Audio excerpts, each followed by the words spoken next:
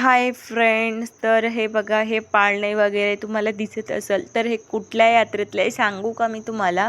ऐकायचं असेल तर व्हिडिओ लास्टपर्यंत बघा आणि लाईक शेअर आणि कमेंट नक्की करा. तर हे बघा, मी तुम्हाला सांगते, हे हे जे पाळणे वगैरे आहे हे धोत्र्याच्या यात्रेतले आहे. ज्यांना धोत्र हे माहीत नसेल त्यांना सांगते मी.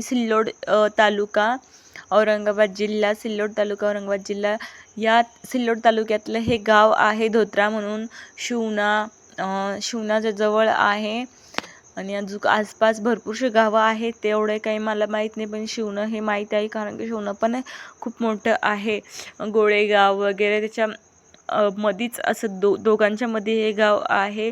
तर मला एक कमेंटमध्ये नक्की सांगा की ह्या यात्रेला कोण कोण आलेलं आहे आणि ह्या गावाचं नाव कोणाकोणाला माहिती आहे. आणि जे नाही आलं आहे ते पुढच्या वर्षी नक्की या, कारण की खूप सुंदर असे पाळणे वगैरे, म्हणजे भरपूरशी अशी मज्जा एन्जॉय होतो. आणि पाळणे तर बघितले तर पाळणे मला तर खरंच जास्त, म्हणजे सगळ्यात जास्त पाळणेच आवडले, दुसरं काहीच नाही. आणि भरपूरशी मोठी ही यात्रा होती. खूपच मोठी होती. मी तर पहिली वेळेसच एवढी मोठी यात्रा बघितली असेल, कारण की खेड्याकडल्या ज्या यात्रा कर्णपुऱ्यातली यात्रा कोणी बघितली असेल त्या यात्रेपेक्षा पण ही भरपूरशी मोठी यात्रा होती. त्याच्या डबलनं मोठी म्हटलं तरीही चालेल, एवढी अशी मोठी ही यात्रा होती. तर ह्या यात्रेतले जे गाणे वगैरे सगळं चालू होते, मी तुम्हाला ते सुद्धा ऐकवायचा प्रयत्न करील. इतके मस्त गाणे वगैरे भरपूरचं असं.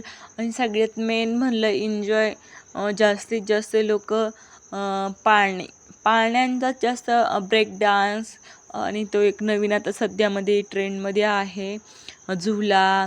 आणि सगळ्यात जुना पाळणा तो रहाट पाळणा म्हणते, आणि आता नवीन त्याला काहीतरी बोलतात. आणि हे जे छोटे मुलं खेळत आहे हे पण खूप मस्त आहे. याचं 30 रुपये तिकीट होतं. आणि आम्ही जे रेल्वेमध्ये बसलो होतो त्याचं पण 30 रुपये तिकीट होतं. ब्रेक डान्सचं काही विचारलं नाही, कारण की ब्रेक डान्समध्ये मला बसायला खूप भीती वाटत होती. तर हे बघा किती मोठे मोठे, हे बघा हा मोठा रहाट पाळणा आहे, सगळ्यात उंच हा पाळणा होता, भरपूर मोठा पाळणा होता. खूप छान छान असे पाळणे आहे. मी तुम्हाला त्याचा ऐकण्याचा प्रयत्न करते.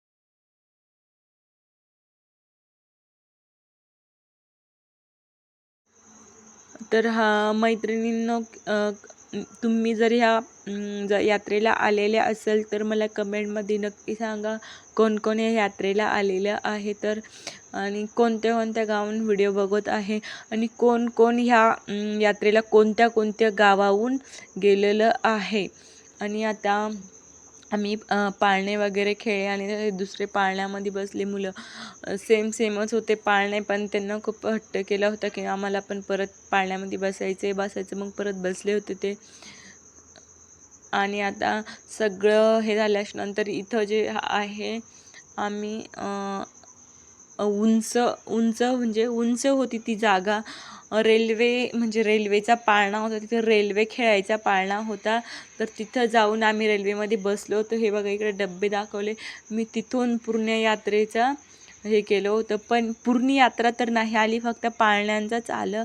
पूर्ण यात्रा नाही आली त्याच्यामध्ये, कारण की पूर्ण यात्रा म्हटलं तर खूप मोठी अशी यात्रा होती. नाही नसतं जमलं मला व्हिडिओ घ्यायला.